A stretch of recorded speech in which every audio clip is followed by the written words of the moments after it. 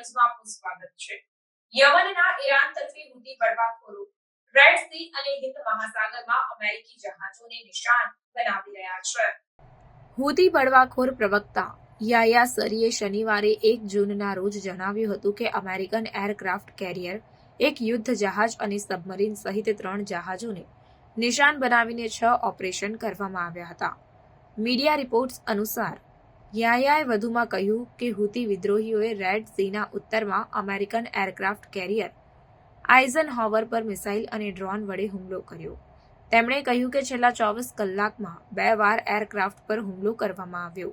આ સિવાય રેડ સીમાં એક યુદ્ધ જહાજ અને અબ્લિયાની જહાજને નિશાન બનાવવામાં આવ્યું હતું। આ ઉપરાંત રેડ સી અને અરબી સમુદ્રમાં પણ મેના જહાજને 2 વખત નિશાન બનાવવામાં આવ્યું હતું। અબ્લિયાની જહાજ એક ઓઇલ ટેન્કર છે અને મેના જહાજમાં મુસાફરોની સાથે માલસામાન એક દેશમાંથી બીજા દેશમાં મોકલવામાં આવે છે।